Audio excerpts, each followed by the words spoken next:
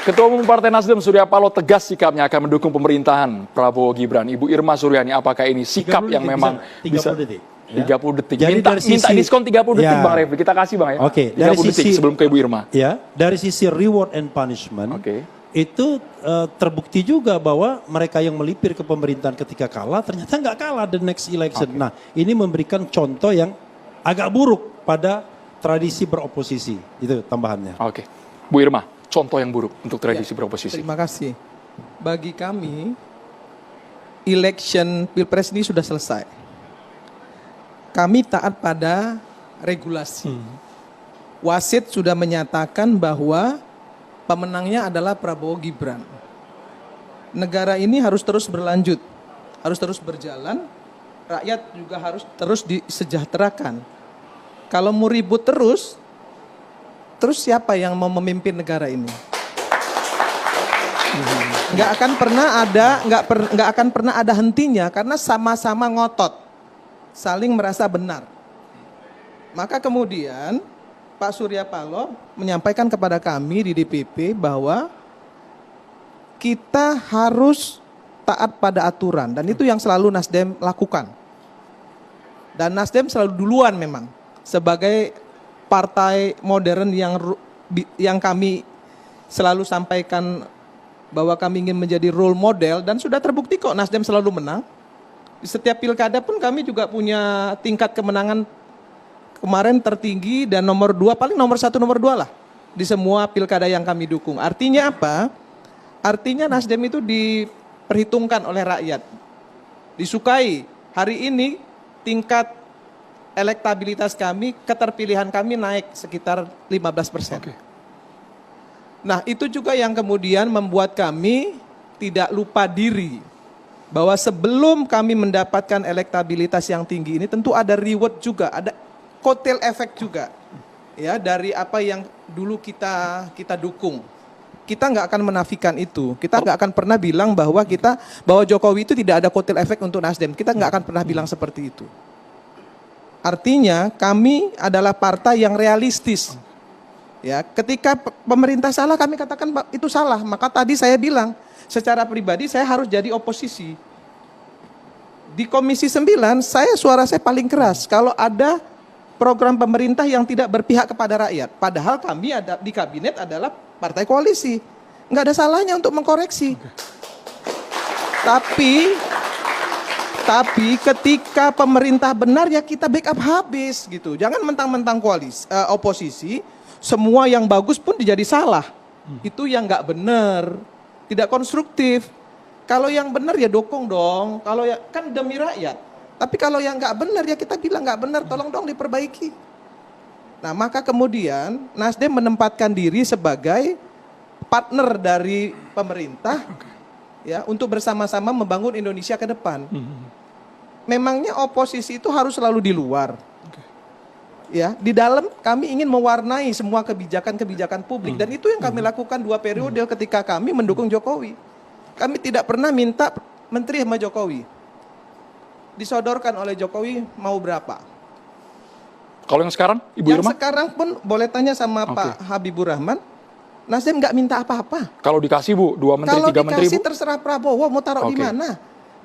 Dua menteri kami ya, 2 menteri kami dipecat oleh Jokowi ya, terkena kasus korupsi. Kami nggak minta ganti, diminta oleh Pak Jokowi, tolong Pak Surya gantinya, nama-nama penggantinya siapa? Gitu nggak mau. Meskipun banyak pihak menyayangkan ini partai pengusung Anies kok meninggalkan capresnya sendiri Bu Irma. Ini yang salah. Ini yang salah ya. Koalisi itu antara partai politik. Koalisi perubahan itu antara parpol loh, PKS, PKS, PKB dan Nasdem. Bukan antara Nasdem dan Anies Baswedan. Antara Nasdem dan Caimin, bukan. Bukan antara partai politik dengan paslon. Itu yang keliru. Jadi ketika kontestasi selesai ya sudah selesai memang. Kalau ada relawan yang kemudian kecewa dan lain sebagainya, saya kira itu hal yang normal, wajar. Kita juga nggak boleh bilang mereka nggak boleh kecewa. Tapi kita juga harus menyampaikan kepada mereka secara konstruktif bahwa pemerintah ini harus tetap berjalan. Dan kami akan mendukung pemerintah ini sepanjang pemerintah ini bermaslahat bagi masyarakat dan mensejahterakan rakyat, itu saja. Oke, statementnya jelas mendukung pemerintah. Sebelum ke Bang Deddy komentar, kita ke Bang Habibur Rahman. Bang Habibur Rahman, kami ingin tahu siapa Bang yang menurut Pak Luhut, kalau yang toksik jangan diajak gabung ke Prabowo Gibran. Jadi Abang tahu Bang yang dimaksud toksik itu siapa Bang? Saya sedikit menanggapi dulu perkembangan pembicaraan tadi ya. Soal menang kalah ya, pemilu ini ada yang menang dan kalah. Lalu yang kalah dihukum ya, punishment, yang ini mendapat reward. Saya menghormati cara berpikir seperti itu, tapi saya punya sudut pandang lain ya. Bahwa kita berpolitik, berkontestasi itu kan menurut cara kita sendiri. Oke. Nggak harus sama plak ketiplak dengan di negara lain, misalnya di negara-negara Amerika Serikat ya. Tidak harus persis seperti itu karena pondasinya pun agak-agak berbeda. Kita ini kan mengedepankan musyawarah ya. Coba bedah semua produk perundang-undangan sampai ke Pancasila ya kan, yang kita kedepankan bukan individualistis, bukan menang-menangan politik kita sebetulnya yang ditanamkan oleh founding father kita, tapi bagaimana menyelesaikan masalah secara bersama-sama. Jadi fatsun misalnya tadi, yang kalah ya harus dihukum, ya kan. Nanti kalau enggak dihukum rakyat, kalau yang kalah mau ikut berkuasa akan dihukum rakyat. Kita coba, kita ini kan berdialektika. Saya pribadi terus belajar, tapi kita sebagai bangsa kita berdialektika. Mana yang pas bagi kita? Pak Prabowo dikalahkan oleh Pak Jokowi. Saat itu kami sama Bu Irma ya, seperti Bu Irma saat ini, kami masuk ke pemerintahan, ya kan? De facto sebetulnya kami tidak merasa kami dihukum oleh rakyat. Memang sempat ada yang kecewa, tapi dengan waktu kami bisa menjelaskan kepada para pendukung kami di basis konstituen kami yang awalnya kecewa, sekarang justru ternyata kursi kami naik. Dan Pak Prabowo justru karena masuk di pemerintahan bisa membuktikan dia bisa bekerja dengan baik, mendapatkan apresiasi dari rakyat dan dipilih jadi presiden. Ini adalah, jadi nggak pas kalau ada istilah reward punishment ya Bang ya. Makanya saya juga nggak mau pemilu. pakai kata yang pendapat saya pas, pendapat sahabat-sahabat tidak pas, jangan begitu juga. Kita ini kan dalam konteks berdiskusi, punya perspektif, punya sudut pandang masing-masing. Saya hanya coba menawarkan sudut pandang saya ya.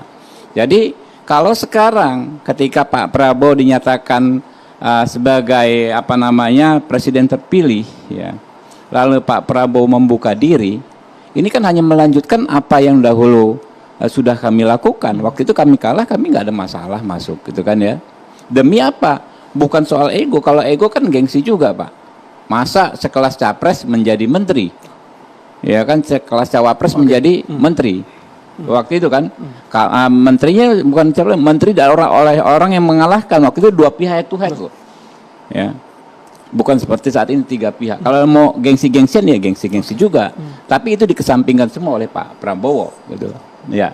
Sehingga ya menurut saya praktek demokrasi kita ini juga justru bisa menjadi pembelajaran bagi negara-negara lain. Buktinya Menteri Pertahanan Malaysia sampai viral dia memuji ya, saya definisikan sebagai memuji karena pernyataannya bagus sekali. Tengok di Indonesia, Prabowo Jokowi bersatu segala macam, sekarang bagus pertahanannya. Itu disampaikan oleh Menteri Pertahanan Muhammad bin Sabu itu kan, bagus dan seperti bisa menjadi rujukan bagi mereka. Nah itulah yang juga saat ini. Jadi nggak ada yang harus dihukum, ya.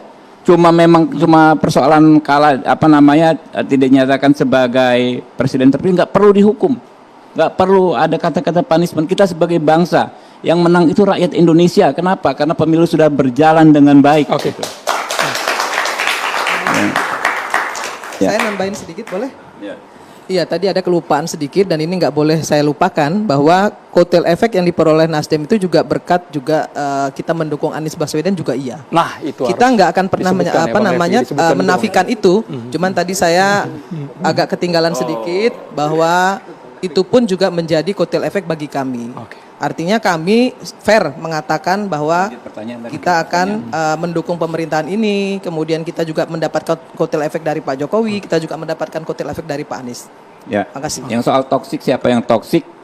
Saya belum nanya ke Pak Prabowo, tapi kalau saya sering mencermati beliau pidato, ngasih taklimat atau diskusi 2-3 orang.